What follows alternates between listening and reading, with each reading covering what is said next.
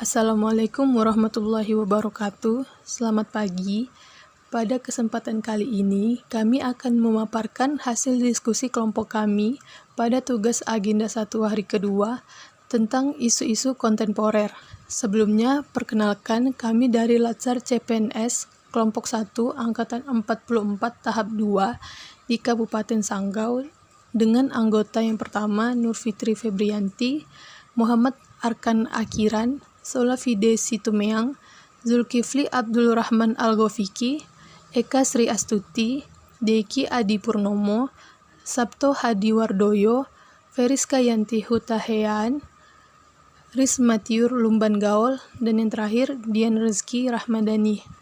Berhubungan dengan isu-isu kontemporer, hal pertama yang harus kita pahami adalah mengenai perubahan lingkungan strategis. Perubahan lingkungan strategis ini sendiri memiliki 3 poin penting, yaitu yang pertama, konsep perubahan, yang kedua, perubahan lingkungan strategis, yang ketiga, modal insani dan modal ideologi menghadapi perubahan lingkungan strategis. Konsep perubahan. Perubahan itu mutlak dan kita akan jauh tertinggal jika tidak segera menyadari dan berperan serta dalam perubahan tersebut.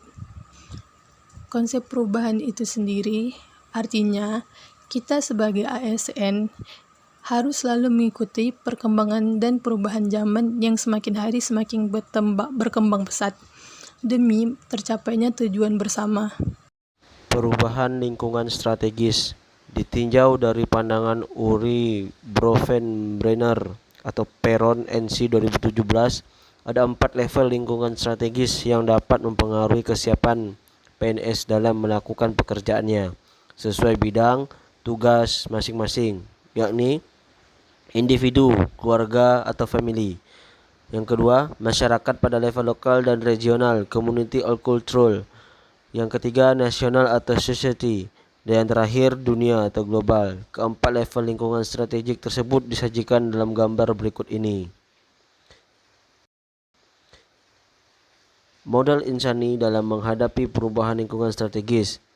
Yang pertama, modal intelektual. Yang kedua, modal emosional. Yang ketiga, modal sosial. Yang keempat, modal ketabahan.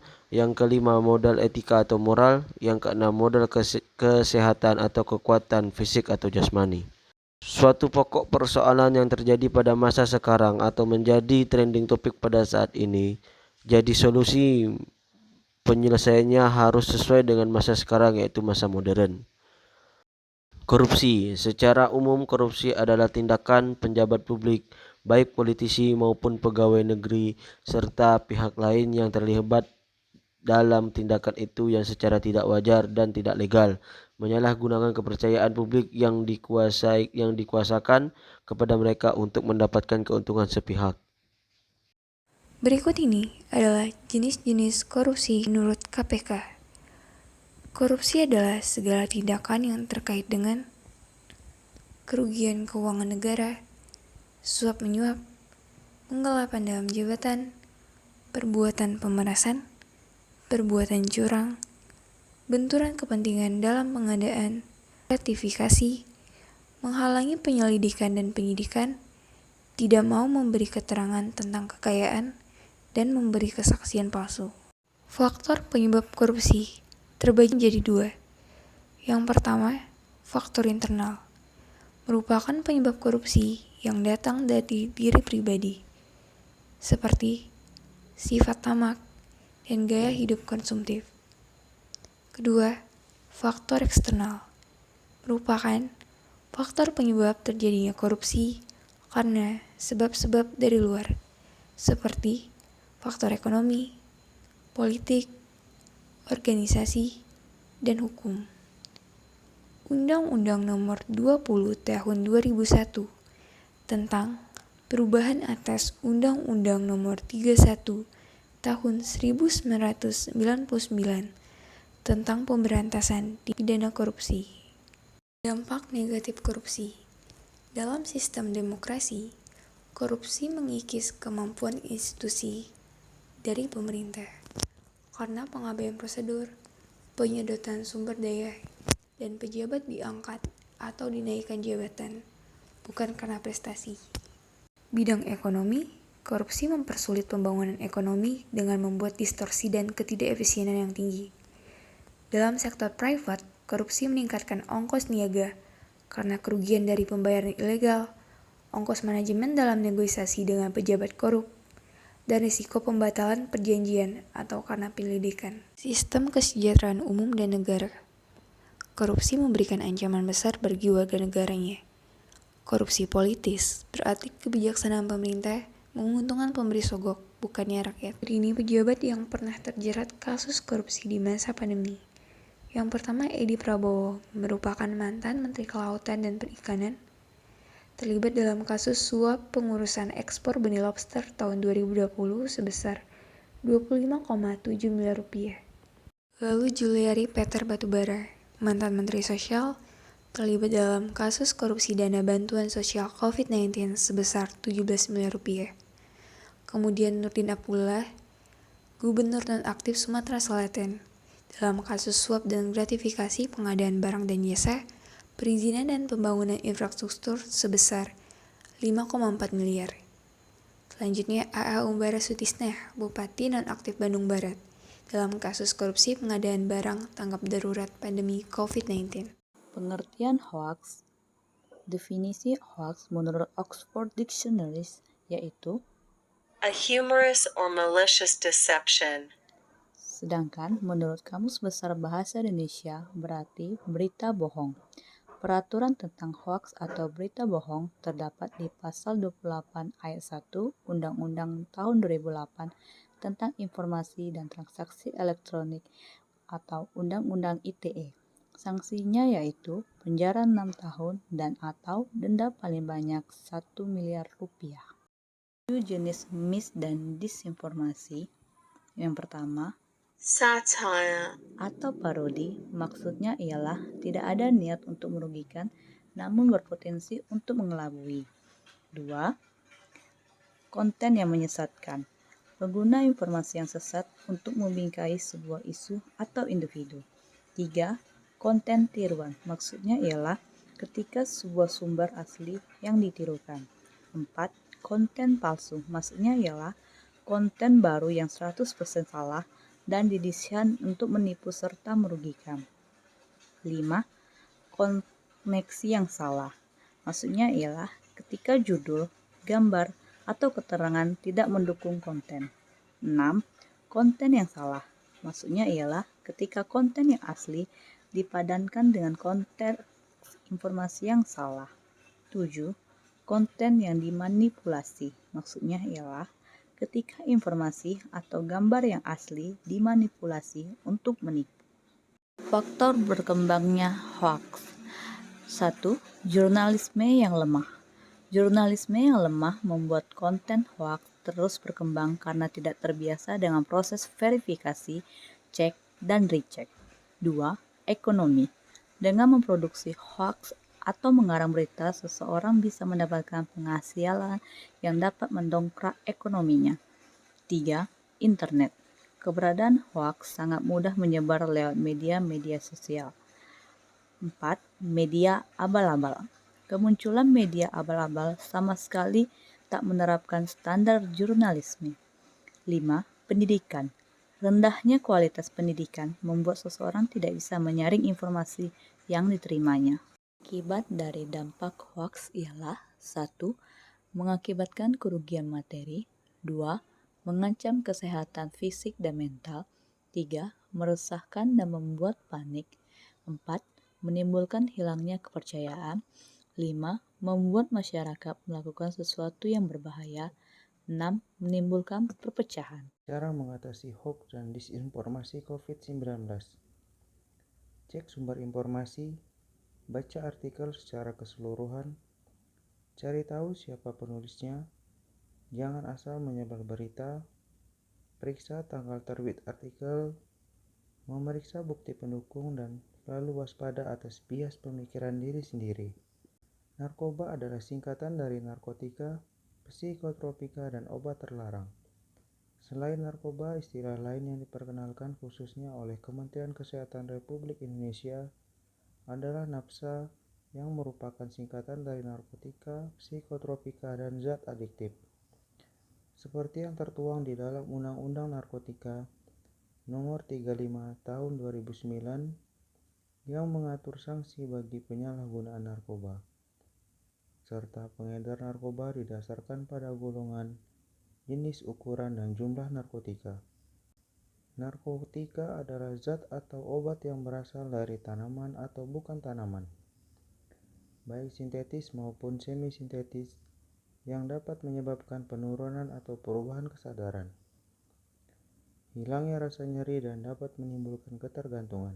Psikotropika adalah zat atau obat, baik alamiah maupun sintetis bukan narkotika, yang berkhasiat psikoaktif melalui pengaruh selektif pada susunan saraf pusat yang menyebabkan perubahan pada aktivitas mental dan perilaku. Bahan adiktif berbahaya lainnya adalah bahan-bahan alamiah, semi-sintetis maupun sintetis, yang dapat dipakai sebagai pengganti morfina atau kokaina yang dapat mengganggu sistem saraf pusat. Jenis-jenis narkoba: sabu, ganja, jamur, ekstasi, kokain, heroin, tembakau gorila, LSD. Dampak buruk mengkonsumsi narkoba ialah: yang pertama, mengganggu kondisi otak; yang kedua, perubahan sel saraf dalam otak; yang ketiga, hilang ingatan; yang keempat, dehidrasi; yang kelima, halusinasi; yang keenam, kejang hingga kematian; dan yang terakhir, gangguan kualitas hidup.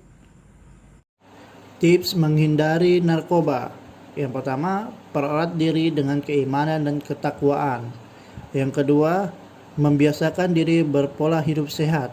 Yang ketiga, menolak bujukan untuk menyalahgunakan narkoba. Yang keempat, hindari tindakan yang tidak bermanfaat. Dan terakhir, mengisi waktu luang dengan kegiatan yang lebih bermanfaat. Di Indonesia sendiri, tidak sedikit kasus penyalahgunaan narkoba yang melibatkan artis. Salah satu contohnya adalah artis Ardhito Pramono dan juga Jeff Smith. Proxy war. Proxy war adalah perang antar dua negara atau aktor non-negara yang terjadi karena dorongan atau mewakili pihak lain yang tidak terlibat langsung di pertempuran.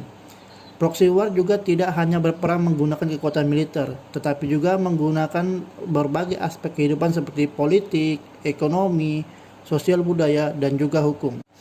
Adapun tujuan proxy war adalah untuk mematikan kesadaran suatu bangsa dengan cara menghilangkan identitas atau ideologi atau keyakinan suatu bangsa yang pada gilirannya akan menghilangkan identitas diri. Bangsa tanpa kesadaran, tanpa identitas, tanpa ideologi sama dengan bangsa yang sudah rubuh sebelum perang terjadi. Tahukah kamu, 70% konflik perang di dunia dilatari perebutan sumber daya alam. Sejak Perang Dunia Pertama hingga kini, terjadi 112 peristiwa perang proksi.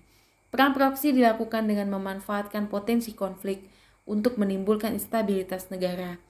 Kini perang proksi juga sedang terjadi di Indonesia. Indonesia menjadi target perebutan negara asing karena kekayaan sumber daya alamnya. Pendekatan proxy war ada dua jenis. Pendekatan proxy war soft power menggunakan perangkat ekonomi, perangkat teknologi dan informasi, serta dalam bentuk bantuan atau donasi negara atau lembaga donor yang juga didukung oleh negara donor kepada negara-negara yang membutuhkan, biasanya negara berkembang ataupun dunia ketiga.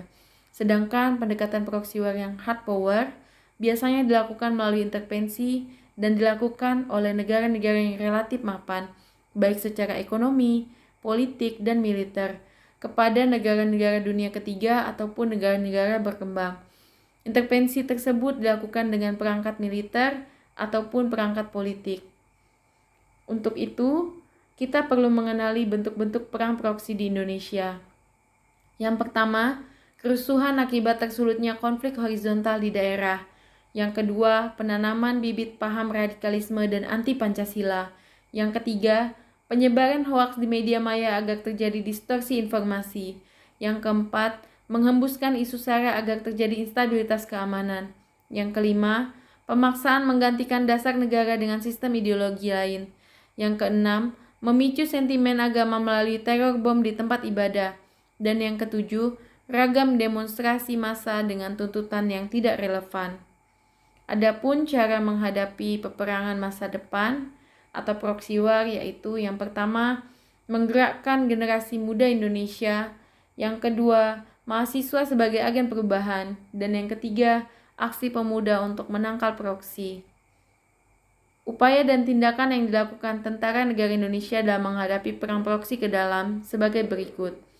Berpedoman pada nilai-nilai luhur yang dipetik dari perjuangan bangsa, yaitu Pancasila, Undang-Undang Dasar 1945, Negara Republik Indonesia, dan Bhinneka Tunggal Ika.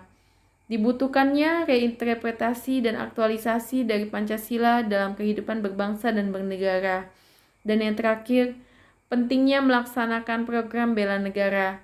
Diperlukan adanya kesadaran bela negara bagi seluruh rakyat Indonesia, termasuk pelajar dan mahasiswa. Money laundering atau pencucian uang. Money laundering atau pencucian uang adalah suatu upaya perbuatan untuk menyembunyikan atau menyamarkan asal-usul uang atau dana atau harta kekayaan hasil tindak pidana melalui berbagai transaksi keuangan agar uang atau harta kekayaan tersebut tampak seolah-olah berasal dari kegiatan yang sah atau legal. Alur proses pencucian uang. Dari uang kotor dilakukan placement. Placement adalah mendepositokan uang kotor ke dalam sistem keuangan. Uang kotor yang berdenominasi rendah dikonversi ke dalam mata uang yang nilainya lebih besar. Kemudian dilakukan layering.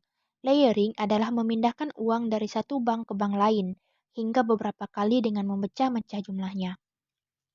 Uang disalurkan melalui jual beli instrumen investasi, lalu mengirimkannya dari perusahaan fiktif A ke perusahaan fiktif B yang juga didirikan pelaku atas nama keluarga atau orang-orang yang bisa dikontrol.